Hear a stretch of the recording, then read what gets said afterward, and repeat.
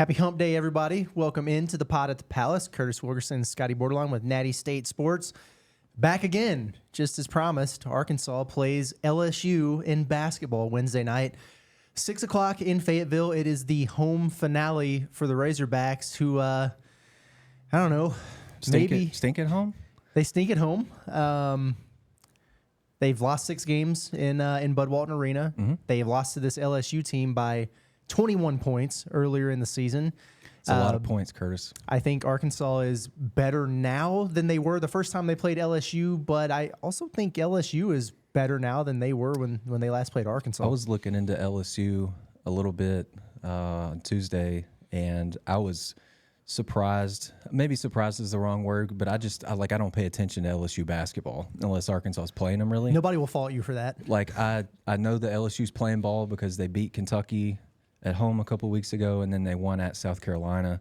And then I was looking at their KenPom page. They're 3 games over 500 and even in the league. So, yeah, not a bad second year for Matt McMahon so far. No, man, not at all. Yeah, they're 16-13 on the season, so that NIT caliber resume there. Yeah, but yeah, I mean 8-8 in the SEC is quite a turnaround for them. And going into the last week of the season here, like it's mathematically impossible for Arkansas to catch them in the league standings. So they are out of Wednesday sadness, and they will officially finish ahead of Arkansas in the standings. But the Razorbacks could potentially, maybe, who freaking knows what team we're going to see, but have a shot at a little bit of revenge. I was looking back at the box score from this game when they played back on, when was it, like February the 3rd or something? It was about a month ago. Weird game, man. Like, Caleb Battle only played 9 minutes in the game. He was scoreless. I don't necessarily think that's going to be the case here on Wednesday night. That's my best bet. Caleb Battle will score Wednesday. I like that a lot. Yeah, bank it. Yeah. Write it down. That's an SB prop. It's kind of crazy, dude. Like, Chandler Lawson played 20 minutes in the game. Jalen Graham played 30 minutes in that game. He went for 18 points on 8 of 14 shooting. We still don't know if he did his homework or not, if he's going to be able to play in his own damn senior night. The craziest thing about that box score is Jalen Graham took a 3. Holy crap, he did take a 3. I didn't realize that right away. Leighton Blocker started. He played 25 minutes in the game. Keon Minifield played 21 minutes in that game. Like, it was Denaje Harris got 11 minutes in that game. Denaje Harris did get 11 minutes in that game. This is just like Easter eggs. Yeah, and so, crazy. Arkansas loses 95-74, and rightfully so. I mean, they got completely outplayed, but you look at it, and was that really indicative of anything that we're going to see Wednesday night? Probably not.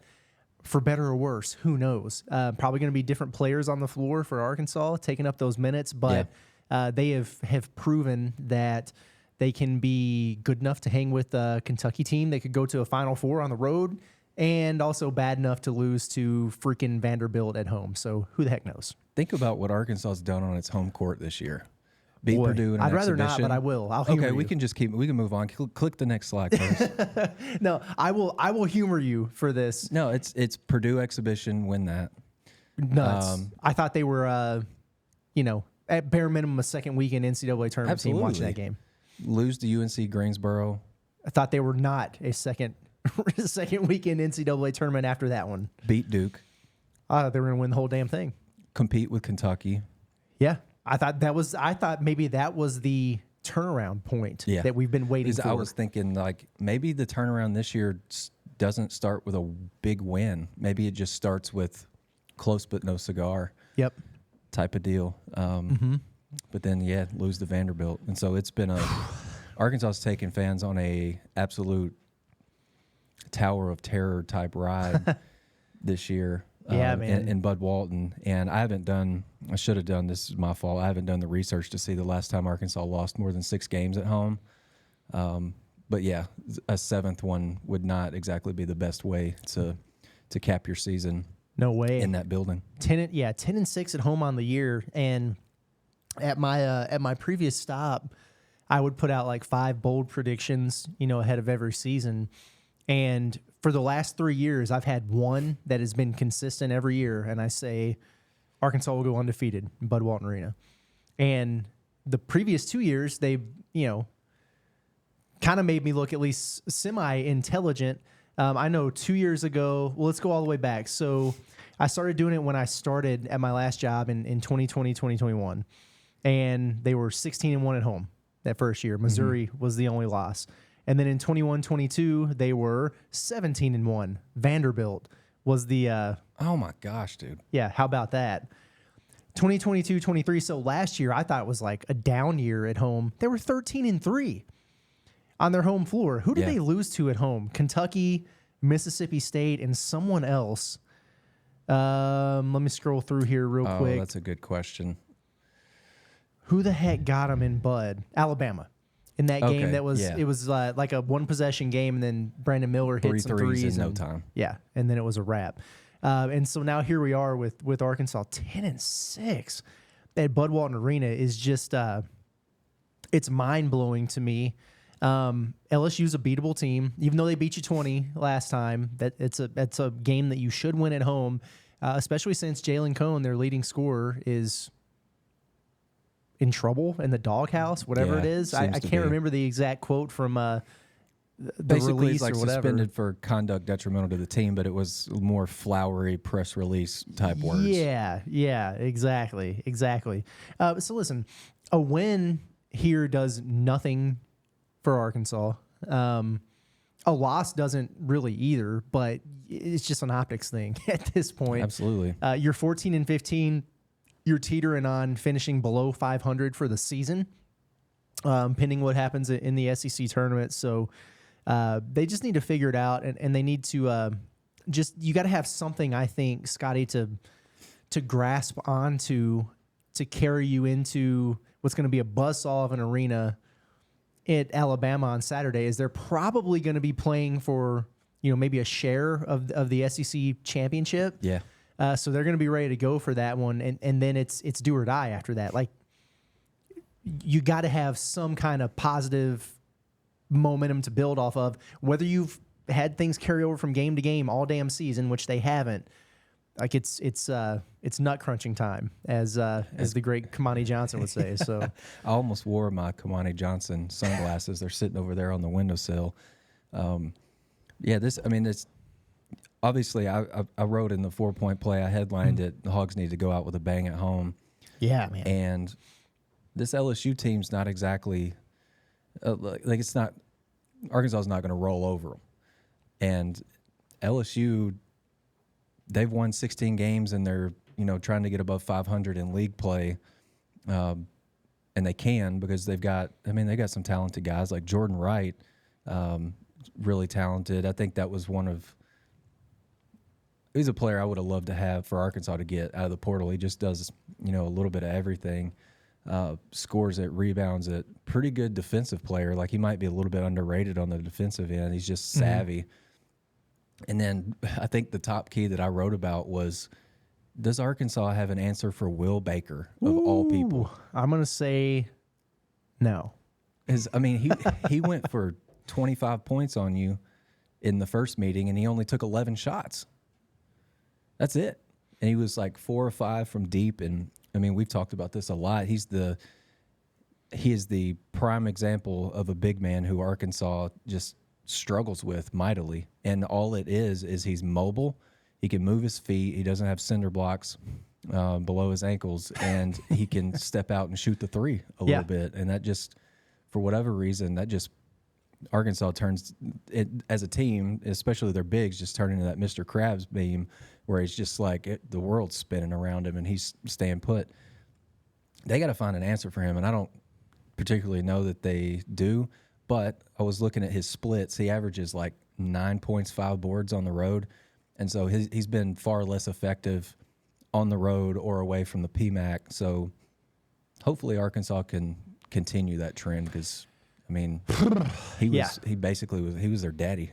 That he was at LSU. They had nothing for him. Oh yeah, that dude was incredible in that particular game, and it's kind of interesting because I think back to portal season last year when Baker hit the portal, because he started his career at Texas and he looked like he was playing at a level that was too high for him, and he went to Nevada, and I thought he played really, really well there and maybe established himself. remember he hit the portal, and a bunch of people were asking me like, "Oh, is this a guy that Arkansas should go after? He can score and everything like that." And I was just like, "Nah, like I don't know if it'll translate. I'm not sure if he's a fit, and I'm still not sure if he's a fit, but it sure as hell translated, at least against the Razorbacks. So sure. good on him." Based on what I know about him right now, he seems like he would be perfect for Nevada. You know what I mean? They've just they kind of like Nevada. Not to get, I'm going on a tangent here, but every time I watch Nevada, it looks like just like kind of a hodgepodge of guys who don't really look like they can play ball, but they can. And Will Baker is, again, a prime example of that. I think I called him great value Drew Timmy yeah, dude. during the live stream down at LSU, but which was pretty funny and I think spot on. If I'm being to be perfectly honest with you and things of that nature, I think that's it's kind of where we're at. Yeah. Man, yeah. Well, before we move on, for anyone who's watching this on YouTube, by the way, I keep moving the damn camera because there's just no way to avoid the glare from the sun in here at this time of the afternoon. And so I've been trying to like shift it around and move this thing around and fix it and see what I can do. So if people are wondering like, what the hell is Curtis doing moving this camera? Well, that's why I'm doing it. And I think it's tough in here between 4 and 5. Dude, it's brutal. Yeah. And I think I might have just got it where I needed to be as I started explaining myself. So that's good. It's a little, it's a little zoomed in on my face, but we're a little bit more clear. We don't have the glare beating down. Coach Curtis right there, the in-game adjustments. Yeah, we adapt and we thrive in these situations. So, but the other angle of this, obviously, with it being the home finale for Arkansas, it's also the last game for a lot of seniors in Bud Walton Arena. Not to sound harsh, but it doesn't seem like playing in that building has meant a damn thing to them for a lot of games this season. But maybe the last one does. And, I think even though things have not gone according to plan, you want them to go out the right way. Yeah. You said go out with a bang, and I think that's for all those dudes. I will say that it's very interesting to me that we got the press release about the guys who are going to be recognized for senior night. And if you look at Arkansas's roster, like they have 6 seniors who are running out of eligibility. Like it's just they don't have any more. They couldn't come back even if they wanted to. And they have 2 others who are classified as seniors who have an additional year if they want it because of COVID, whatever, for a year. And that's Devo and Caleb Battle. And we noticed it right before the football press conference. You had your 6 guys whose eligibility will be exhausted at the end of the year. And by the way, that's Jalen Graham, Makai Mitchell, L. Ellis, Jeremiah Davenport, Chandler Lawson, and Denaja Harris. Exactly. Devo was included on that list for guys who will be recognized. Caleb Battle was not. Yeah. And so it's hard not to wonder, I guess, like, is that indicative that Devo is for sure gone and KB hasn't made up his mind? Or Devo's gone and KB's coming back? Or it was just an oversight by the SID for basketball? I don't know, but it's got me thinking, like, what might be going on here? Yeah, I was thinking the same thing because I was doing some prep this morning. Just, we were going to do senior shout-outs or whatever. Mm-hmm. And I had Graham, Kai, L, JD, Claw, and Denaja written down. And then I see that press release come through, and I'm like, man, are we really going to do the thank you Devo segment on this pod today? Man. Like, I don't know. And so I don't know if I'm ready back, for that. I've got like, on all of these guys, I've got between 1 and 3 little notes that I have about what I'll remember from them. Mm-hmm. Devo, I've got like 8. Yeah. And it took me a while because I didn't want to miss anything. I wanted to try to paint the full picture of, if this is his last go around. Yeah, it's gonna be interesting. It's gonna be crazy, man. I mean, at least we can skip KB for now. Yeah, yeah, for sure. But we might as well start with Devo, I guess, just in case. And we don't know what's going to happen. He was on Muss's radio show last night as the guest there at Sassy's, and he was kind of asked like about being recognized on senior night and what that meant to him. And he was like, I want to win. He was talking about how in high school, like his team was undefeated or nearly undefeated or whatever, and they lost on his senior night. And he remembers that's something that's really stuck with him. That's tough. That is tough. I didn't get a senior night in basketball in high school. We definitely lost on my senior night. We definitely did that. We definitely would have lost if we'd had one. And so there was that, and then he was kind of asked about, his future and everything, and he answered it about the way you would expect him to. Like, I'm just taking it day by day.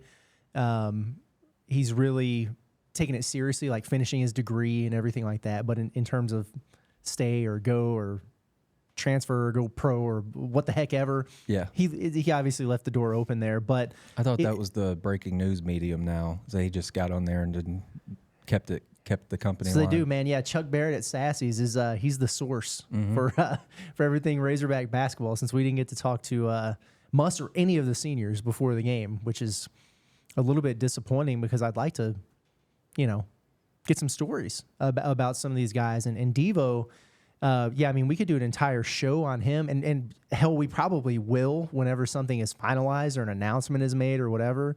But he's got like the most complicatedly impressive tenure as a Razorback that I can ever recall. Like, if you just look at his raw numbers, you probably think, he was a fine player.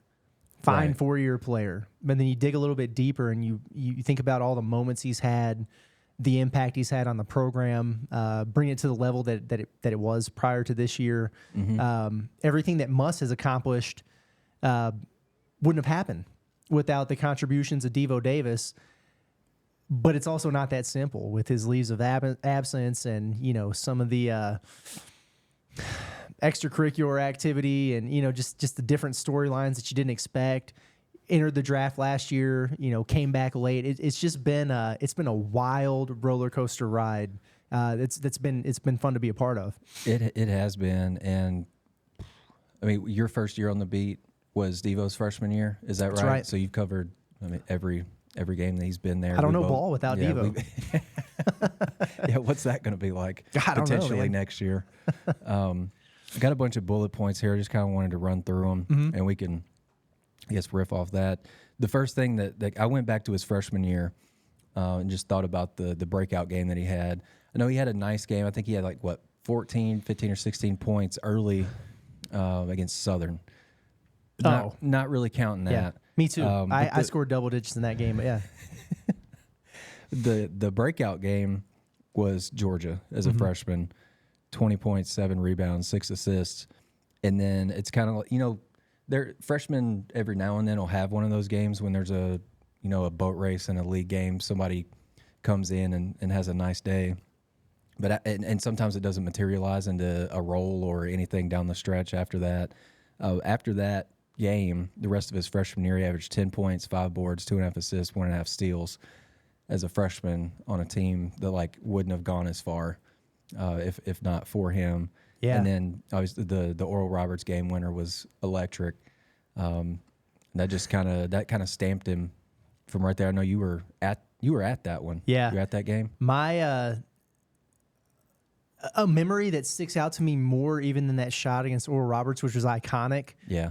From that NCAA tournament, was his between the legs football snap to JD Note. Oh yeah, against Colgate for sure. And I was just like, I can't believe he just did that. And that's when Muss, and he had done it before, but that's when Muss really embraced that's Devo, sure. That's just and that became just a an adjective to kind of describe who he is as a basketball player. And he was wearing the shades, at the time at the press conferences and everything. And I was like, this dude is going to be. Yeah, he's really feeling himself. Yeah, yeah.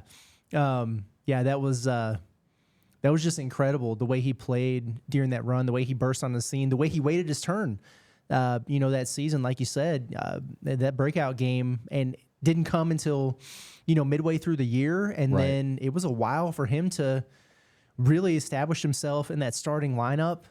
He kind of supplanted your boy, Desi Sills, that year. So it was a wild ride, man. It really was. And then, he kind of had a sophomore slump.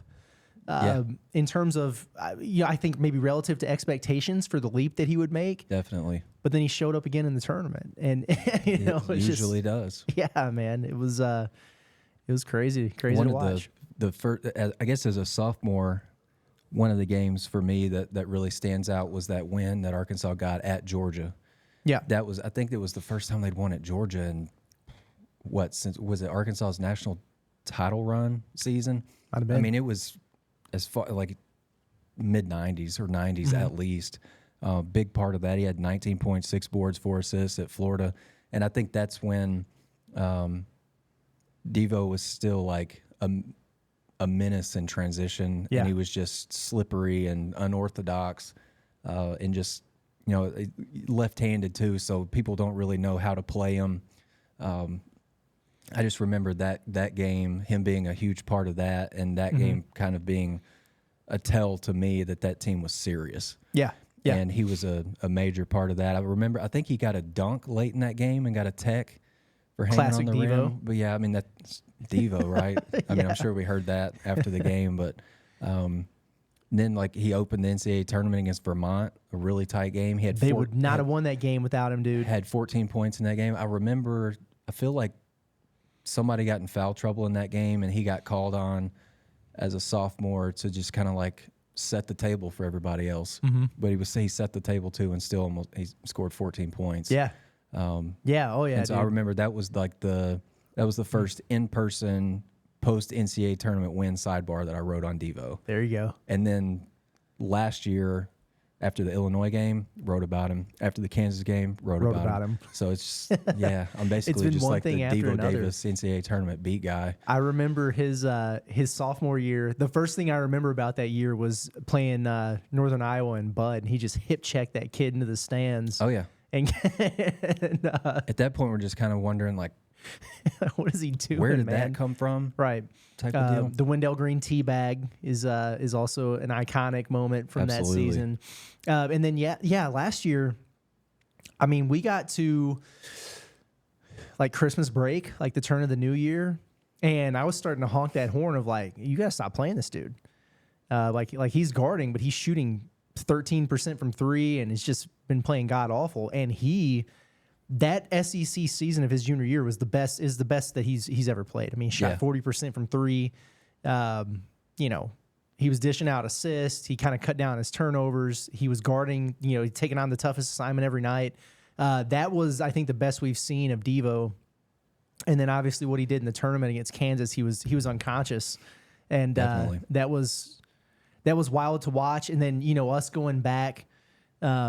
To the locker room, sprinting back there to try to get back in time to do the player interviews and stuff, and then to see his embrace with Muss and everything. It was just, I still get like the hair on the back of my neck stands up just thinking about that. Man. I mean, that was unbelievable. It was a special time. And honestly, it's a damn shame to me that this year has gone the way it has for the team and for Devo, in terms of, and I don't know what was going on, but like for him to have to leave the team for a while, and then also like there's no way he came back this year and this is what he expected, like individually or anything. It just has not gone the way he hoped. And so I don't know what, the next week and a half here holds, but I hope that we can get at least another Devo moment, to kind of remember there. So. Yeah. I mean, and tonight's like a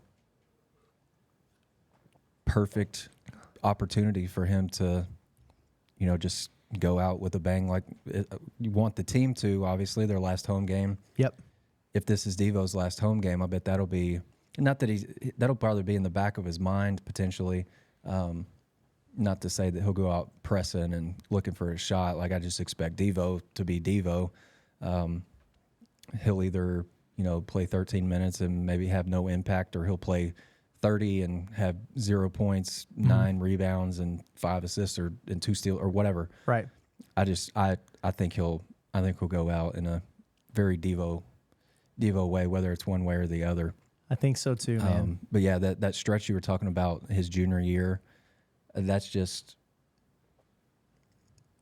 Was that? I don't want to say is that what you were expecting from him this year, but maybe to a slightly lesser degree. Yeah. Not where he's scoring 15 points in every game or whatever, but can be a knockdown shooter and nice 10, 11 points, 36% 3-point shooter, and a lockdown defender. That's kind of where I was at. And just like the picture of consistency is probably not it's like stability for the team.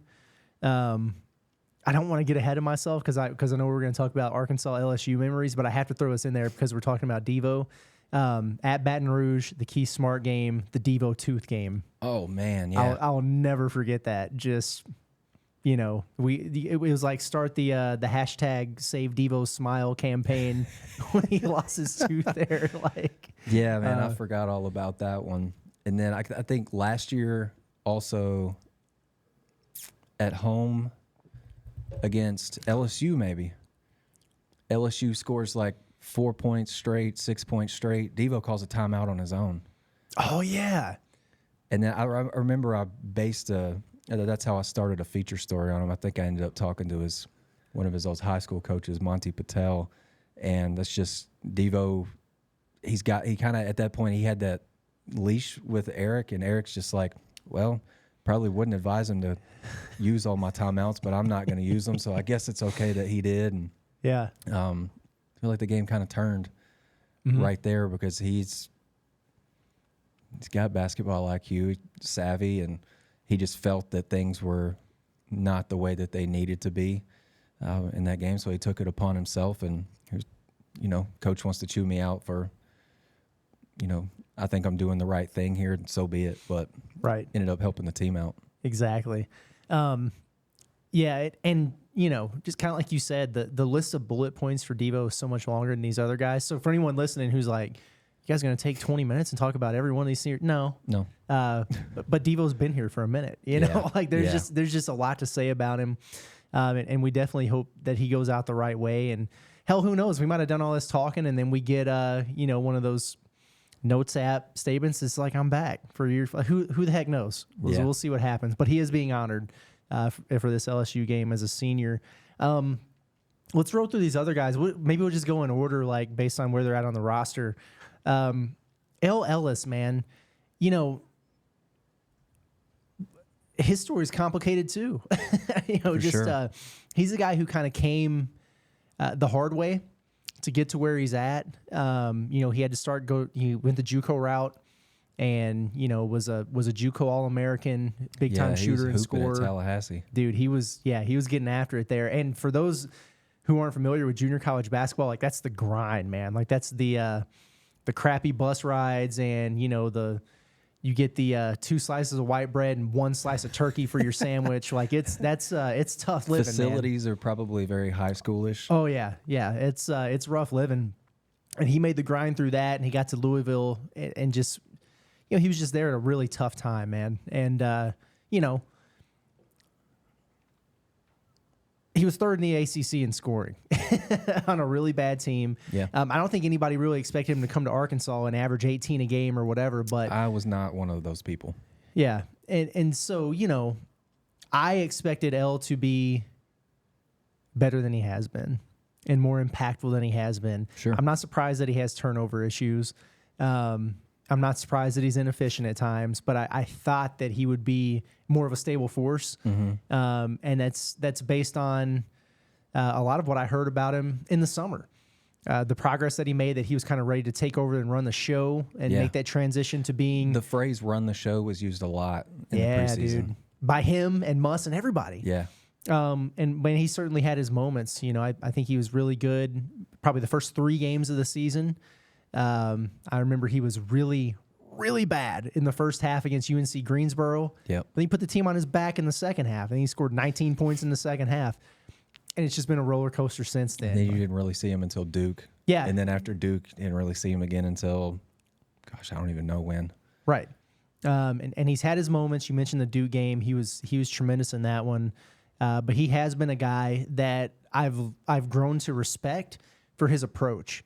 Because, and even Muss said, like, he probably hasn't handled it the best that he could have, you know, throughout the course of the season with some of the ups and downs. But whenever he gets his name called again, he's been ready to go out there and produce and contribute. Absolutely. And it'd be really easy for guys to just completely pack it in and say, the hell with this. Like Vance Jackson comes to mind.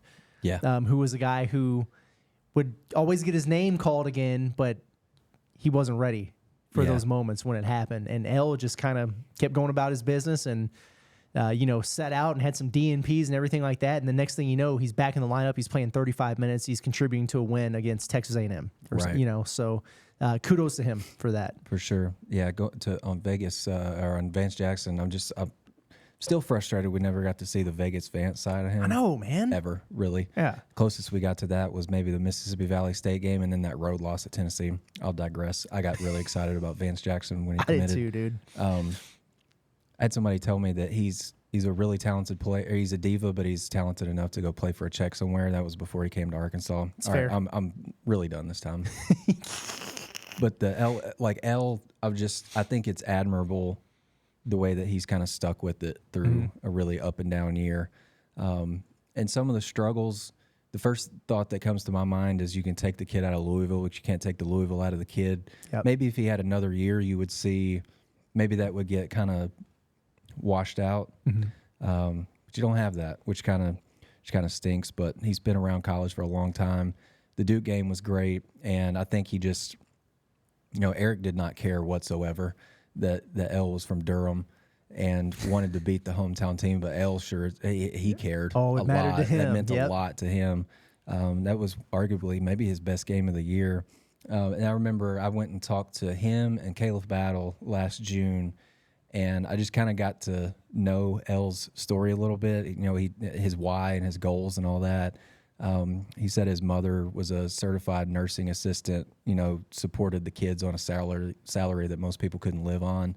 Sure. And so he's grinding for the family, trying to give back to the people that gave it to him first. And so I'll always admire L for that, and just the way that he didn't pack it in and he didn't sulk. Again, like you mentioned, didn't handle it the best all the time, but probably not many college kids that are going to handle things the best way all the time. But I think it was mature that, whenever Eric gave him a shot, he may not have played well, but he tried. Yep. he gave his best effort. He did. And it seems like he's, he might be there to stay for the next week or however long the season lasts. But yeah, good on him. Denaje Harris, listen, here's what I'll say about Denaje Harris. I mean, he hasn't played many games. He did get a start. He did. So I'll give him that. But you have to have guys like this on a roster. And I applaud Denaje because he came to Arkansas before even knowing if he was going to be on scholarship. I don't know how many people are aware of that, but before it was announced that Denaje Harris was on the team, he had been on campus for 6 weeks.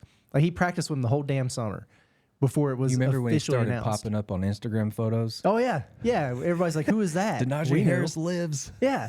And that was because they weren't sure what was going on with Minifield's situation with his eligibility and everything. They weren't. I remember at the time they weren't sure if they were going to get Bay Fall on campus. Yeah. Because he was working through his visa stuff and all that. They didn't even have Chandler Lawson yet, so there was a lot going on there. But he had other offers. He could have gone to a play. He was committed to New Mexico State. He could have gone to North Texas, which is a good program, and played in more featured roles. But he wanted to be a part of a bigger brand and something that's maybe bigger than himself.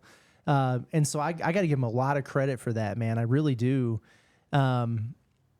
Things that stand out to me about his time, I remember being at SEC Media Days in Birmingham and having a preview for the UT Tyler exhibition game. And we got to talk to Joseph Pinion and we got to talk to Denaje Harris. And they were sitting right beside each other, but the camera was just on Pinion. It's you can only ask Pinion questions right now on the Zoom. And I asked him about Denaje Harris and said, hey, I know he's sitting right beside you, but what has your impression been of him? And Pinion just goes, he's a dog, man. He's a dog. And that made me happy. And that's kind of the vibe that I've gotten from him. He's tough, physical. He's probably making the guys better at practice, and you got to have a dude like that. Yeah, and he's doesn't appear to be much of a talker based on the time that we've been around him. So he's just, he's basketball and other things, which, I'm going to remember the start at Ole Miss. Yeah. And he scored at Ole Miss. And then I remember him getting into a game in the Bahamas for the last North Carolina. Yeah, North Carolina game, the last little bit of the half. I mean, salute to Denaje, because he could have stayed at Southern Miss too, and just been that dirty work kind of role guy on a so-so team. But I think there are some guys that just want to, and there's no shame in it, just want to kind of jump on a wagon and just ride it out and just have that experience. Not saying that's exactly what he did, but I imagine Arkansas is an option based on what they've done the previous 3 seasons. Why not do it? That give you a memory before your college years are done. No kidding, man. No kidding. So good for him. And then, Chandler Lawson, late arrival. The late June Jim from the portal. That's right. I wrote early in the year. And for me at least, has exceeded expectations. Yeah. Because when he signed, I was like, death piece. Somebody gets hurt, whatever, he can go in there. But he really, really emerged, and I've been impressed with him. Numbers don't jump off the page, but boy, he's had some unbelievable performances, especially defensively, protecting the rim as a 6'7", center in the SEC. Now he's got an 8-foot wingspan or whatever, but like helps. some of the dirty work he did against like the Zach Edey's of the world and the Filipowskis and all those guys. He's been really impressive, and I think he's been consistent and a good teammate, and kind of a glue guy that the team needed, and just really an overall positive addition that they made. Yeah, I remember I wrote the commitment analysis on him. It was in late June, and I just didn't know really what to make of it. Like you can go to college basketball scouting YouTube videos and see what a guy's good at, like what he's like strengths and weaknesses and whatnot, and then you learn about his wingspan. It's just, my gosh, like you figure that's going to play somewhere at some time in the season. But I remember writing like, you're this deep into the summer, like he's probably way behind. Yep. And don't really know what kind of a role a guy that's late of an addition is going to have, just because he's playing catch up so quick. But he comes from a basketball family, so he's got basketball IQ. He's really smart, just understands the game, and the things that you can't teach, like that mile wide length, that wingspan, that comes in handy. And I remember, I think it was media day back in September, somebody asks about Claw, and Eric's like, yeah, we've got a mantra of all in this year, and that's been Chandler Lawson to a T. Yeah. And he's doing the things that help you move up a depth chart.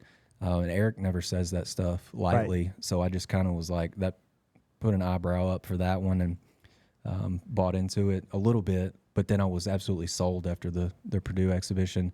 And it hasn't gone swimmingly all year. Yeah. Obviously for him, he's had his moments. Like the Stanford game comes to mind too, where he was just 9 points, 13 rebounds, 5 blocks. Oh my gosh.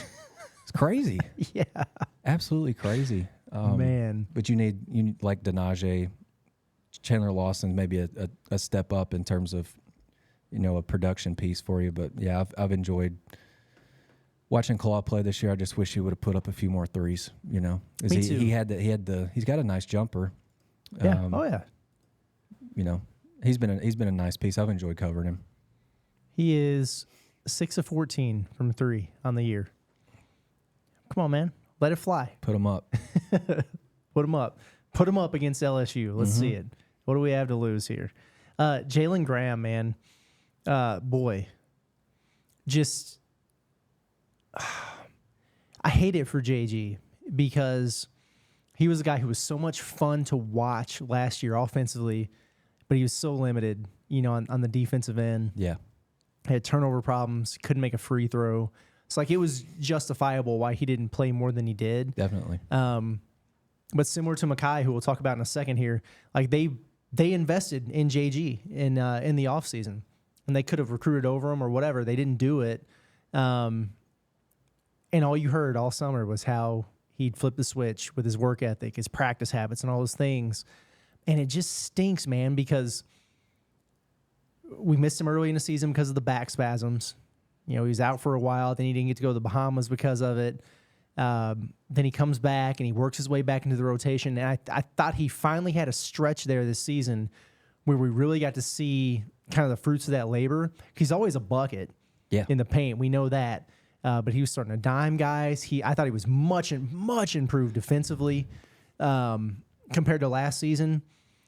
And then he hurts the shoulder. It's night and day defensively from last season. Yeah. Then he hurts the shoulder, guts it out in that game, which you knew he was going to miss a little bit of time. Works his way back. Now he's got to do his homework. And it's just a damn shame because I even though we've had the flashes, I don't think we've really gotten the true Jalen Graham experience that I think he expected and the staff expected from him. And I know it's got to be frustrating for him, but boy, he's provided some pretty awesome moments at the bare minimum. Yeah, for sure. I've got Alabama, South Carolina, and Florida games. Bro, he cooked Bama at home last season. Yeah. And then, that Florida game, Colin Castleton was out. And so, what's his face threw Jason Jatobo at him. Dude. And he put Jason Jatobo in a blender, buddy. That's tough, man. I mean, just all day long. He had that boy sucking wind. Yes. He turned Jatobo into almost like a top of the key to a top of the key guy. Yeah. I mean, if JG hit him with anything extra, like he was like, I'm done. Right. He had that boy spinning in circles. The Missouri game on the road this year, I remember dropping a bunch of Dracula flow bars after Jalen Graham went crazy that night. He literally did everything. Yeah. Yeah. Spin the block. Real creature. Straight fundamentals. Yeah. He was great. And then, talking about LSU tonight, like he went off against LSU on the road. Like it was kind of a hollow final stat line because the game was so out of hand, but still what's he supposed to do? Not try to score or get his numbers up. Get your buckets, man. Yeah. Right. So he did that. And then I remember at the NCAA tournament last year when Arkansas was in Vegas, JG's a Phoenix kid. He had a bunch of family come out and watch him, I believe, for the first time against UConn. Didn't play a whole lot against UConn, but he still got to play in front of his family and friends. And I remember when Arkansas was starting to get pounded in that game, Matthew Musselman's back behind us. He's like, put Jalen Graham in. Love that. Because the thing that you needed on the inside, like you understood that UConn was going to get whatever it wanted offensively. And so you need to counter that with offense on the interior, and they just didn't really throw him in. But, just super, super skilled offensively and footwork. Oh my gosh, dude. Nothing like it, man. And I've never seen anybody use their forehead into somebody's chest as more of an advantage. But like, dude, that's a space creator. His forehead for is strong, JG bro. right there, dude. Like spin move and then it's like the right there and then soft little float with the right hand. Yeah, man. That's going to be I love ridiculous that. to clip right there. It's so true though. Yeah, it's he knew how to get to his spots and create space for himself. Yeah, super gifted, and I hope he has a long career playing somewhere. Somebody will take a chance on those buckets he can give. Oh yeah. You better learn Chinese, buddy. But no, like seriously, he's like he will get paid, and he'll play in a good league overseas because that game, that footwork translates anywhere, brother. So I think he likes it when he gets challenged. Yeah, it's like he can. It's obviously it's fun getting buckets on somebody that can't defend you, but I think he likes that challenge of like seeing how deep into his bag of tricks that he has to go to get buckets on somebody. How underrated is Mekhi Mitchell's contributions over the last 2 years? Because this was a Sweet 16 team last season. Mm-hmm. He started damn near every game. His numbers weren't through the roof. He averaged like 7 and 5 or whatever last year. But he was a constant in there. Had a couple double-doubles, some big games. Came back this year. Same vein as Jalen Graham, where they expected a big uptick from him. Well, then he breaks his foot, and he's out the entire summer. Yeah. And it took him a while. And it was kind of interesting because I don't know if he fell out of favor like other guys, just like a Chandler Lawson just kind of elevated his play and got over the top there for a while. We weren't seeing much of anything out of Kai for the longest, but he's almost kind of gone. It hasn't been every single night, but he's had a pretty long stretch here. But it's almost kind of been like the Devo thing from last year where all of non-conference, you're just like, man, we know this dude's better than this, but he's not bringing anything to the table. Yeah. And then SEC play rolls around and you start seeing some glimpses. Then all of a sudden he's like your best damn player for a stretch of like several weeks. Sure. And now he's coming off, well, I guess he's actually wound up being pretty good in that game against Kentucky. But he's had a couple mixed in there. Like he had like 1.1 rebound against Tennessee. I think maybe he's struggling against Vanderbilt, but yeah, he did. He's had just some incredible games. It just showed that the dude is super talented, and he's a little rough around the edges. We know that. He's an emotional player. But, boy, he can be a really big asset when he's got his head screwed on straight. Yeah. And it's been nice, I think, to at least see a little bit of extended production from him that, I don't know if validates is the right word, but at least makes you understand a little bit better, like, why didn't Arkansas go get another big man? Why didn't they upgrade at center in the portal? Well, one, it's just hard to do because big man, they come at a cost in the portal, and we'll be talking about that a lot here soon. Trust me, because they got to get a whole freaking front court. Yeah. But they knew what he was capable of, and he's at least shown that for some stretches of time in SEC play this year. Mm-hmm. I remember being down in Austin with you and Ellis last year for that Texas exhibition, and that was kind of when we were trying to figure Kai out, and I was just, I think I fell in love with the way that he moved his feet on the floor for such a big guy. Mitchell. And, you know, he's not to say that he hasn't developed in any way, but he's just got, like, you ask about Makai before this season, it's, you know what you're going to get from Makai. Yep.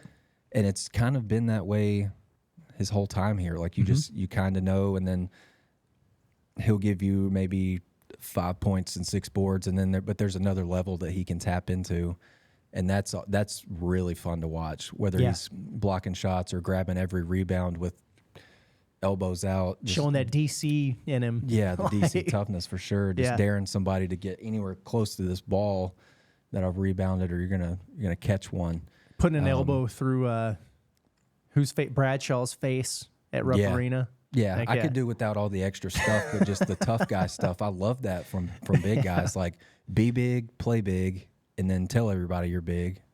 I like that. I love when he's feeling himself and he goes up and grabs a defensive rebound with like nobody around him, but he slaps the ball when he grabs it. And it's just like, God, that was really aggressive. What I like the most is when he goes up and grabs a board and he just kind of curls it right here and just tosses it to somebody for on the outlet pass. My ball. And I don't want to, like, Eric is always in the offseason looking for ways to, improve, his offense year over year. But I would venture to say that Kai was maybe at least part of the reason that they experimented and then implemented that Bucks offense with the big at the high post and, a guy that you can kind of play through, because Kai's he's an underrated passer. Very much so, yeah. I mean, you look up, I remember looking up in a recent game, and you're like 6 or 7 minutes into the game, he's got 3 assists. And that's all he's done. Like, he hasn't grabbed a board, hasn't scored, but he's got 3 assists. Yeah. And I like the Oklahoma game that Arkansas won.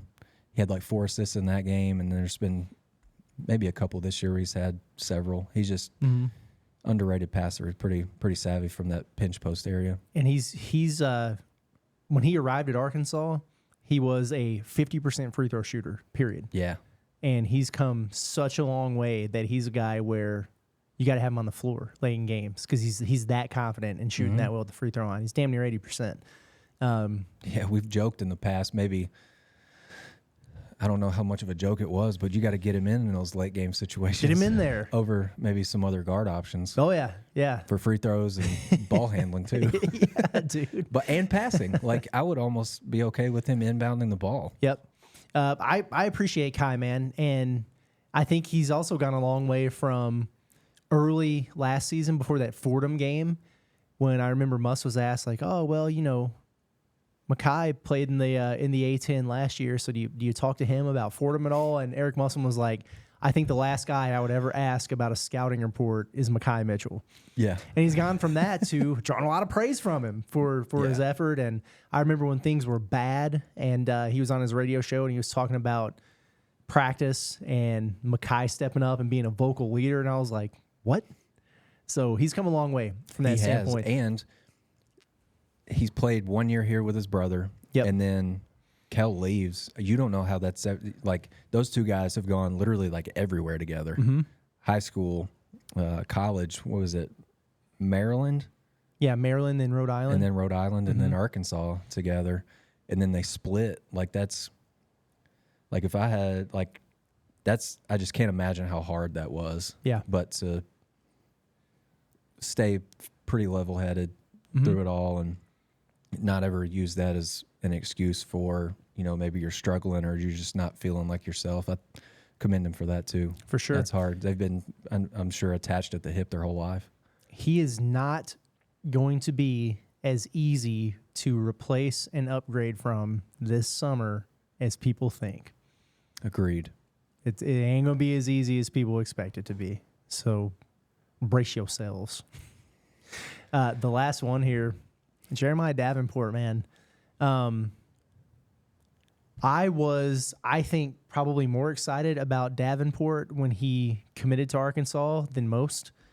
And I think I have grown to appreciate Davenport this season for all the reasons I never expected to. Because I thought he was going to be exactly what this team has been missing for years, with just a straight-up sniper. Yeah. Just catch and shoot, a no conscious, volume three-point shooter. He made over 200 in his career coming into Arkansas. He's 26 of 92, 28.3% from three this year. So that hasn't worked out. But every time he puts one up, it looks like a 45% three-point shooter. I will never be mad when he takes one. Absolutely. Yeah. There's no such thing as a heat check that I don't appreciate from Jeremiah Davenport. But where he's won me over is, despite by far the worst shooting from three from his career, the dude has just found a way to stay on the floor and in the rotation because he plays his ass off. He plays so hard, man, and he's limited. You want to talk about, like, he looks like he's walking in quicksand, or like he's just got like soggy shoes, you know, like he can't get his feet off the ground. Cinder block feet before. Oh yeah, man. But he plays so freaking hard, and his energy and his positivity, it's so contagious. It is, yeah. And it stands out so much on this team because they've been through some rough patches, but his energy has never waned. And we noticed that in the Bahamas when we were watching him in warm-ups, and we thought the team was dead. And it's been consistent the whole year, whether he's playing or not. And I really appreciate that about him. His energy kind of kept me going in the Bahamas. Facts, dude. So I'm like, that was a long trip. Yeah, it was. And we didn't even play a game. And, you know, the game that he was out because of foot soreness or whatever, he's the guy on the bench bringing life to the whole operation, it seemed like. And then, he just plays with so much joy. Plays with so much joy that you just wish he would have shot better. I know, man. Because then what? Yeah. You remember when he hit 6 threes or something in the red-white game? And it's the red-white game, which you're just like, oh, yeah, he had 20 and a half. Yeah. I remember Eric saying after that game, he's like, you got a guy that can score 20 and a half. Like, that'll, like, you can't put a price tag on that. No. 'Cause that right there could win you a game. Right. But yeah, maybe my biggest memory of JD is going to be, and I know you noticed this too. Matter of fact, I think you were the first one that said something about it, but against Kentucky the other day, he gets that and one, and it's like 5 seconds. Like, he turns around, he walks over to his teammates, and then he lets out the big scream. Ah! It was amazing, man. He had a great moment too. I think it was it's either during the Vanderbilt loss or the Missouri home win, and somebody makes a free throw, and I guess he's one of the middlemen on the free throw. The ball goes through the net. The ball bounces a couple times. JD just like sprints over, grabs the ball, slams it on the baseline, and then sprints back down the court. Attaboy. He had the whole bench cracking up, dude. And that's just like, it's so extra. And if you're playing against him, you're probably like, whose man's is this? Right. But it's like, it gets everybody, like, he's the vibe coordinator on this team. And Absolutely, man. Yeah, I'll appreciate that for sure. Good man, that Jeremiah Davenport. Kid's got a great story too. He does. He really does. Yeah. If you haven't seen like the video that he did with what is it, the AAC in the preseason, where he talked about losing his dad, all that stuff, dude, it's super, super touching, and he's got a great story. And he's been, the NIL deal, I guess, that he's got with the AAC, it's, raising money for a good cause. So you need to support a kid like that for sure. Man, I hope that people listen to this. And I do too. I mean, I just hope people listen to this anyway. But so please do that. I mean, if you're hearing this, then you probably did. So hey, kudos to you. But like after talking about it, I don't feel better about the season, but it makes me remember just like what it was like to be a part of a team and what it was like to be a fan. And you kind of get caught up sometimes, I think, in the wins and losses and the final results. Man, these guys go through a lot, and they sacrifice a lot. You hear the blood, sweat, and tears, but not like it's true. Yeah. And I hope people can think back to some of the memories and everything, and just support these guys the rest of the way. It's probably not going to end the way any of us wanted to, unless they do something unheard of, in Nashville next week. But you're always going to remember these guys. There'll always be Razorbacks, and that time's coming to an end. And so enjoy it, while you have them. And I hate to see the good riddance and flip the roster and get them out of here and send them back to Louisville and all. I hate that, man, because these guys committed to something, and it didn't work out the way it has for other teams. But I think they deserve a lot of respect and admiration for what they've done, whether it's gone according to plan or not. So, amen and amen. Yep. Before we get out of here, real quick, Arkansas LSU, they played a lot of basketball against each other. What are some memories that stick out to you from this series? I don't know what to call it for a Wednesday. Like, we have Monday memories, we have Feel Good Fridays. Way back Wednesday. There we go. Damn it, I should have asked you before I did this slide. I like that a lot. I mentioned the Devo Tooth game, the Keith Smart win down in Baton Rouge. That was just a huge part of the turning point for Arkansas season that year. That was freaking incredible. That's probably one of my favorites. I got a few more, but I want you to go ahead. Yeah, I remember. Was it? So it's a bad memory, actually. Okay. Is Eric drawing up that game winner when he was an assistant at LSU? Keith Hornsby hit a corner three. Ooh. In Bud Walton Arena. I think that was a last home game of the season for Arkansas that year. Any other ones come to mind? One that really sticks out to me was when they beat LSU 3 times in a season, and they eliminated them. Wade quit. Yeah, they eliminated them in Tampa. Yep. Actually, at the SEC tournament. And I remember being in that press conference for Will Wade, and he was like, "Look, a team beats you 3 times in a season. They're just better than you. There's no way around it. There's no other way to describe it." And then that was like the last thing he said, and he got fired. Yeah. That's a beautiful thing. I remember the February 27th game in 2021. I think that Arkansas team was rolling with, Justin Smith, Moses, and Devo, Jalen Tate, JD Note, 6-man. I think that was his 6-man of the year run. I did not go to that game in Bud Walton, as me and Mal were going through training to foster and adopt. Oh, wow. And so I was paying attention to the training Zoom, but I had this game on. Arkansas won at 83-75. Had it on in the living room and had the stat broadcast pulled up instead of the Zoom on my laptop. Yeah. It was a game that I hated to miss, but Arkansas held up its end of the bargain. Yeah, man. On that one. And Justin Smith went for 19 and 10. JD had 18 off the bench. Moses 18. Devo 15 points, 5 boards, 6 assists. Cam Thomas on that LSU team put up 25. That was a really talented LSU team. Yeah, it was. Like, if you get brainwashed about college basketball and you know nothing about it, that LSU team was really fun to watch. But that Arkansas team was more fun to watch, and it was better. Heck yeah, man.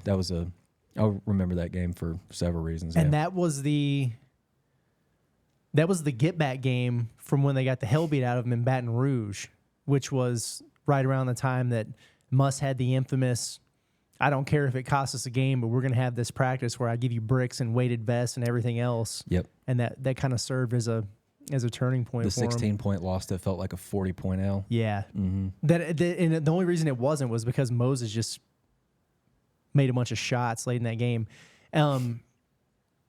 I also remember the year after that when LSU was very good again, and Arkansas, full disclosure, got some home cooking late in that game and had to just pull one out of their rear end to win it. Yeah. I remember I can't believe I'm saying this, but great coaching by Will Wade because they just went small. Yeah. And they were rolling with like Darius Days and Tari Eason in the front court, and they were dragging Jay Will out from under the rim. We couldn't take charges, and he was trying to guard Tari Eason on the perimeter, and that just didn't go well, dude. And I thought that they were going to lose that game somehow, some way. It was Bud Walton magic. Yeah. When it used to mean something to play in that building. JD Notae got away with a big-time walk. Dude, yes.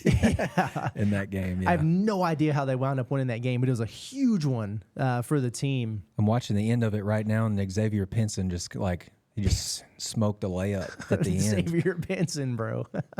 How crazy was that game? Oh man, yeah, that was an absolutely wild one. I remember that for sure. Stan went for 23 in that game. Tari Eason had 24. He was so good. Yeah, Tari Eason was a problem. Darius Days it just felt like he was an Arkansas killer. I don't miss that dude. Yeah, me either. No, I don't miss him at all. Great value, Draymond Green. Yes, that's exactly what he is. Yeah. God, that dude. Yeah, whatever. Yeah, he was tough. So what do we think? Arkansas going to beat LSU? I think so. I think so too. I think so, and I think Caleb Battle's going to play. He's going to play well. Mm-hmm. I think they know what to expect from him, but watching him on film from what he's done lately and then watching those 9 minutes when he was on the floor with you last time, different. It's different. Two different things. Like he's on a different, like I wrote today, just a different plane of existence scoring the ball. If he gets over 30, it'll be a first program history. Wow. Him and Mason share 3 straight 30-point games. Mason never did it 4 times in a row. That's crazy because I almost would have bet that he did. I know. During that run. I know. I looked at it like 4 times. Like, but he had one. I think he had a 27. Oh, is that it? But he didn't get a 30. Yeah, that's it. Oh. Yeah, but KB's very capable of doing that. Like, I looked at CBB Analytics episode. Shout out to them. 6 fast break points a game, the last 5, and he's averaging 13 free throw attempts in the last 5. That'll get you where you need to be. That right there, like if you're making free throws at the rate that KB has been lately, like that's what? I'm not good at math, Curtis. That's at least like 17, 18 points at least right there. Yep. And then he's going to knock down some other shots. So yeah, I'm not going to be shocked if he goes for 30 again. I'm not either. No, I'm not either. I'm also not going to be shocked if they just lay an egg and lose. But I hope that doesn't happen. So, like you said, go out with a bang, Bud Walton. Yeah. Curious to see what TB's involvement's going to be too, because he's 7.5 points, 4 boards, and a block.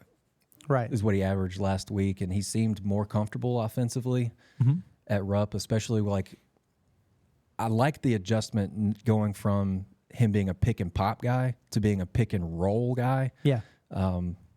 Those short floaters in the lane, or if he can get all the way to the rim, I think that's good for him. He just can't get like pick and pop is great. Take the shot if it's open, but sometimes you find yourself in a matchup where you've got a smaller but quicker guard on you, and he's not the type that's going to back somebody down from 17, 18 feet out. He's just not. Right. So if it's pick and pop, you got to let the shot go or be a ball mover. But if you want to get him more involved scoring the ball, I think the roll is the way. Yeah. And he's not a great perimeter defender, but he might be the closest thing you have to an answer for Will Baker's pick and pop. Maybe so. You think he'll start again, TB? I think so. I wouldn't be surprised if they start the same group that they did at Rupp. Yeah. We'll see. Cut or maybe loose. they go super small and they start TB at the 5, since Baker's like, he's not like a bruiser. He's pretty good down low, but he's not, He's YMCA crafty. Yeah, exactly. exactly. So who knows? We'll see what they do. But all right. Well, we went an hour again talking about this team. So, but this was for a worthy cause, man. It felt good to talk about these seniors, and honestly, we won't get a chance to do it because you got the Alabama game on Saturday, and it's the short turnaround after a Wednesday game, and then we've got time to go pack our clothes and then head to Nashville. So yeah.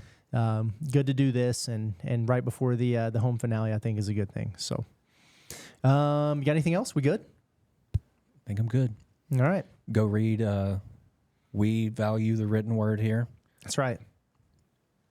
Basketball, football, baseball. Yep. Read it. NattyStateSports.com. It's free. That's right. Got all that up there you for don't have free. to sign up for anything. Spring football is coming, and we've got a lot of stuff planned for it, written and voice, word of mouth. The front page of the site has been updated too. So if you go to the top and hover your cursor over read, categories, baseball, football, basketball, all right there, and you can cycle through everything that we've ever written for this website. Yep, boom. Make sure you check that out.